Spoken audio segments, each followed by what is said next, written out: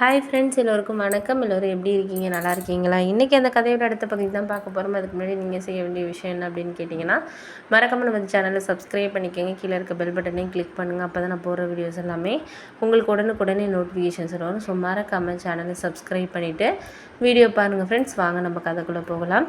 அதுக்கப்புறம் அம்மா இன்னும் ஒரு மாதத்தில் எப்படியாச்சும் உனக்கு மாப்பிள்ளை பார்த்து முடிச்சிடணும் அப்படின்னு இந்த விஷயத்தையே சொல்லிகிட்டு இருந்தாங்க.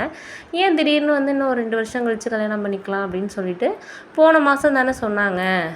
அப்படி இருக்கிறப்போ அத்தையெல்லாம் கூட இந்த வருஷமே முடிக்கலான்னு சொன்னது இல்லை அவள் வேலை பார்க்கட்டும், இப்போ தானே படித்து முடிச்சுட்டு வேலை பார்க்குறா அப்படின்னு சொன்னவங்க இப்போ ஏன் திடீர்னு இந்த மாதிரி சொல்கிறாங்க அப்படின்னு சொல்லிட்டு ஒரு மாதிரி குழப்பமாகவே இருந்துச்சு. அதுக்கப்புறம் நான் அம்மாட்ட கேட்டேன், ஏம்மா போன மாதம் சொன்னேன் இது மாதிரி அத்தை சொன்னதுக்கு அப்படின்னதுக்கு இல்லை எல்லாமே ஒரு காரணத்தோடு தான் அப்படின்னு சொன்னாங்க. அதுக்கப்புறம் தான் அப்பா என்கிட்ட சொன்னார், உனக்கு தெரியாத விஷயம் இல்லைம்மா, அம்மாவோட ஃப்ரெண்டு இருக்கால கீதா, அவங்க பொண்ணு லவ் பண்ணி வீட்டுக்கு தெரியாமல் போயிடுச்சான், போய் கல்யாணம் பண்ணிக்கிடுச்சான். அதனால் நேற்று அவங்க ஃப்ரெண்டு எல்லாருமே ரொம்ப கவலைப்பட்டு இது பண்ணிகிட்டு இருந்தாங்க. எல்லோரும் நேற்று அதை பற்றி தான் பேசிக்கிட்டு இருந்துச்சுங்க. அதனால அம்மா பயப்படுறா. இன்னும் 2 வருஷம், ஏன்னா வேலை பார்க்குற இடத்துல அந்த பொண்ணு வேலை பார்த்துட்டு தான் இருந்தாலாம். அவங்க வீட்டில் எதுவுமே சொல்லலை, அம்மாக்கிட்டேயும் எதுவுமே சொல்லலையா, சொல்லாமல் அது பாட்டுக்கு லவ் மேரேஜ் பண்ணிக்கிடுச்சு.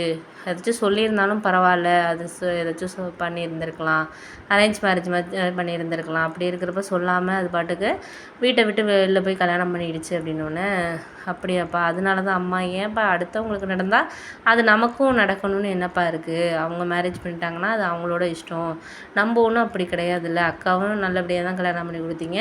இப்போ நான் படித்து முடிச்சுட்டேன், இப்போ 20,000 சம்பளம் வாங்குகிறேன், இன்னும் 2 வருஷத்தில் 40,000 கூட சம்பளம் வாங்கலாம்.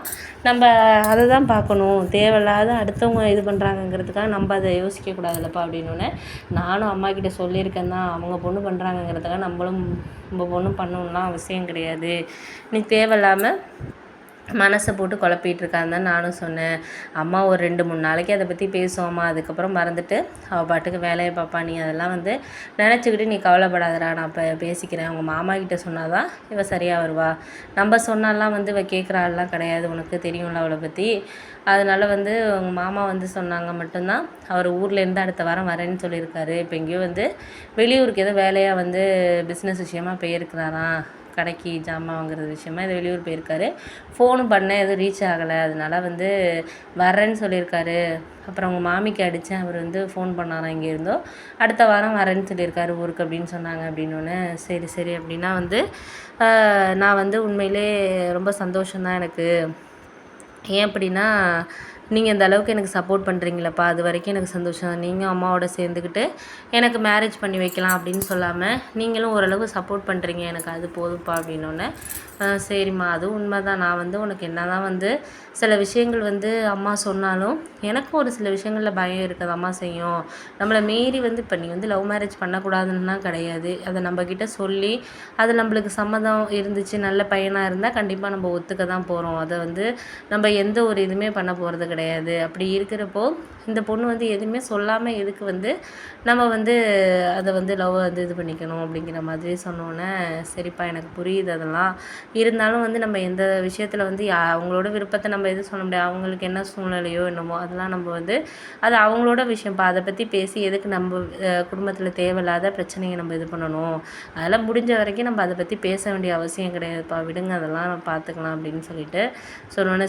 சரிம்மா நீ அதை பற்றிலாம் ஒன்றும் கவலைப்படாத, நம்ம சரியான நேரத்தில் எல்லாமே நல்லபடியாக நடக்கும், அதனால் நீ அதை பற்றி யோசிக்காமல் நீ வேலை பார்க்குறதுல கவனத்தை செலுத்துமா அப்படின்னு சொன்னோன்னே, சரிப்பா, நான் நாளைக்கு கூட எனக்கு மீட்டிங் காலையில் கொஞ்சம் சீக்கிரம் போகணும், கொண்டு ஆஃபீஸில் கொஞ்சம் சீக்கிரமாக விட்டுறீங்களாப்பா அப்படின்னோடனே, சரின்னு சொல்லிவிட்டு அவங்களும் சொன்னாங்க. சரின்னுப்பான்னு சொல்லிட்டு மறுநாள் நான் அதுக்கப்புறம் ஆஃபீஸ் கிளம்பி போயிட்டு அப்புறம் வந்ததுக்கப்புறம் பார்த்திங்கன்னா ஒரு புரோக்கர் ஒருத்தர் வந்திருந்தார். அவர்கிட்ட அம்மா என்னோடய ஜாதகம் அதெல்லாம் இது பண்ணிக்கிட்டு இருந்தாங்க.